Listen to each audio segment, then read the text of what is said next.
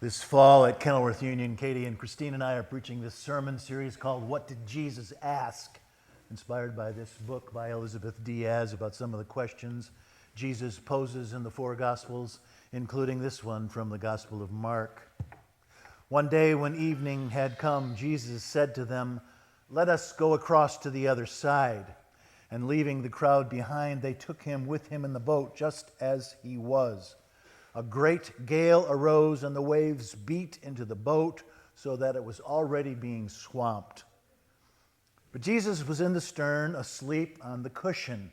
They woke him up and said, "Rabbi, don't you care that we're dying?" Jesus woke up and rebuked the wind and said to the sea, "Peace, be still." And the wind ceased, and there was a dead calm. Jesus said to them, "Why are you afraid? Have you no faith?" And they were filled with awe and said to one another, "Who then is this that even the wind and the sea obey him?" Pray with me. May the words of my mouth and the meditations of our hearts be acceptable in thy sight, O Lord, our rock and our Redeemer. Amen. So the body of water that the Bible describes as the Sea of Galilee is actually a fairly modest freshwater lake. It's 13 miles long and 8 miles wide, which makes it about 2/3 the size of Lake Tahoe. 330 of them would fit into Lake Michigan. Its average depth is 84 feet. This is not the kind of body of water that would wreck the Edmund Fitzgerald. Scholars think that the Bible calls it the Sea of Galilee to make it more menacing and Jesus' exploits more theatrical. Having said all of that, the lake lies in a low basin surrounded by mountains, and turbulent squalls can swoop down the slopes and churn up a roiling chop. This is what happened one day when Jesus and the disciples are on the Sea of Galilee enjoying a 3-hour tour, as Gilligan's Island would have put it. Jesus promptly falls asleep on a cushion aft in the stern under the helmsman's perch. Just then, the weather started getting rough. The tiny ship was tossed. Again from Gilligan's Island. The disciples are terrified. They wake Jesus up and say, "Jesus, we're dying here. Don't you care?" A little hysterical, don't you think? Then again, sometimes hysteria is warranted. Jesus wakes up, and Mark tells us he rebuked the wind. He scolds the storm. He says, "Sit down, shut up, chill out." That is almost an exact translation of the words Jesus used. Sit down, shut up, chill out, go sit in the corner. Just then, immediately, the sea flattens, and the tiny boat becomes as idle as a painted ship upon a painted ocean, as Coleridge would have put it. The weather started getting rough. The tiny ship was tossed. If not for the courage of the fearless crew, the minnow would be lost. The minnow would be lost. "Jesus, we're dying here. Don't you care?" And Jesus responds with one of the 307 questions he asks in the four Gospels. Why are you afraid? It's been asking that question of each of us ever since. Why are you afraid? Martin Copenhaver points to Rembrandt's famous painting, The Storm in the Sea of Galilee. In Rembrandt's painting, there are 14 people in the boat. There's Jesus, there's 12 disciples, and guess who's the 14th? Rembrandt put himself in his own painting. He's the one with red hair staring right at you. Amid the storms of life, Rembrandt pictured himself in the boat with Jesus, who's asking him, "Why are you afraid?" "Jesus, we're dying." Why are you afraid? The thing about both the human plea and the divine response is that both are rational, valid, and predictable. It's right for us to bring our fears to God, yes? Why are we afraid? Jesus, there's all-out war in the Middle East. and in the Ukraine, vast swaths of North Carolina and Florida lie in ruins. Where were you during Hurricanes Helene and Milton? You didn't say to them, sit down, shut up, go in the corner. Where were you? Can any democracy survive the vitriol we're hearing just now?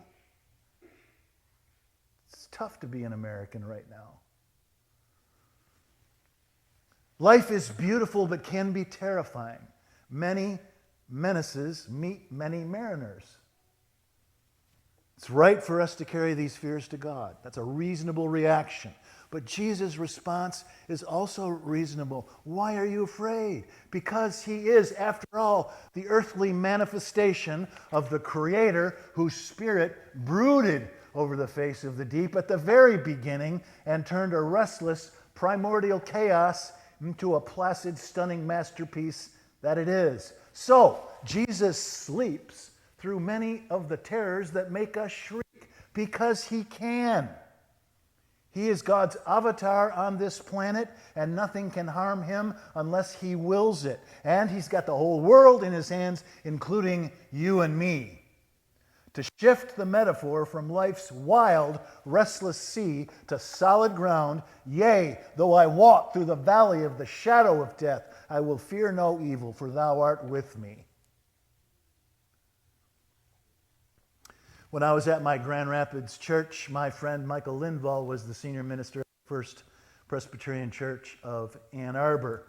And then when I moved to my New York Metro church, Michael became the senior pastor at the Brick Presbyterian Church at 91st and Park in Manhattan. And so Michael and I have served congregations proximate to each other for many years. Many, many years ago, when his son Ben was 7 years old, Michael took Ben to the New York Auto Show at the Jacob Javits Convention Center on Manhattan's West Side.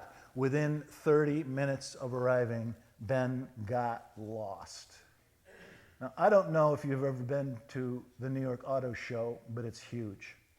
And I don't know if you've ever been to the Jacob Javits Center, but it's humongous too. It's not as big as McCormick Place, but it's big enough. How would you feel if you lost your 7-year-old in a place like that? Michael panics and starts scurrying around looking for Ben, and he ends up at the security center, and he asks them to announce Ben's name over the PA system, but they tell him they don't do that, and they send him to the Lost Child Center. How's that for a scary place? The Lost Child Center. But Ben's not there either, so Michael begins his own solitary, systematic search of the Jacob Javits Center to find Ben. 2 hours later, they find Ben in the Ford exhibit, listening to a 6-foot robot, stuttering about the virtues of the latest Mustang or whatever, not 200 feet from where they got separated. Ben was not crying, but he leapt instantly into his father's arms, and his father asked him, Ben, were you scared? And Ben said, only a little. I knew you would come, and I just kept doing this. Sign of the cross. I just kept doing this. This is a Presbyterian preacher's kid. It's not a Roman Catholic boy. Father asked, Ben, where did you learn to do that? And Ben said, I saw it on TV. It reminds me that God is always with me, and I don't need to be afraid. So, wise, smart, faithful 7-year-old kid. One more thing, and then I'll quit. I want to talk to you about one of my favorite English words.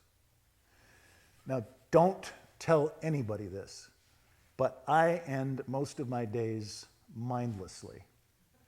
Now, I know my job doesn't look very hard, but it can be kind of stressful sometimes. And so most evenings around 10 o'clock, I retreat to my third floor study to watch something stupid on Netflix. I often end up watching Liam Neeson or Jason Bourne or Jack Reacher.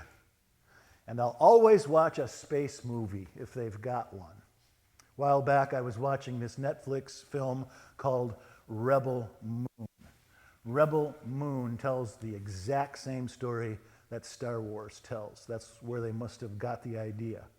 In Rebel Moon, an evil, almost omnipotent empire is trying to steal the grain and the livelihood of a small tribe of innocent, virtuous, hardworking farmers who live on, you guessed it, a rebel moon.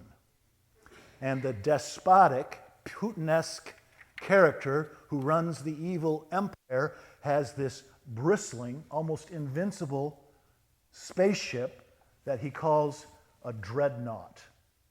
And that is one of my favorite English words, dreadnought, because it means I dread not. I fear nothing. Now, if you're related to the Navy in any way, you know that the English language has been using the word dreadnought for 500 years, but it became famous in 1906 when the Royal Navy launched a bristling battleship and called it Dreadnought. The HMS Dreadnought had 10 12-inch guns that could hurl an 850-pound shell as far as 10 miles. That battleship Dreadnought. It feared nothing. But of course, once the Royal Navy had a dreadnought, everybody wanted one. Arms race. In 1908, 2 years after the Royal Navy, the United States launched its own dreadnought battleship and called it, I love this, the USS Michigan. Isn't that wonderful? The USS Michigan dreads not. The USS Michigan fears nothing.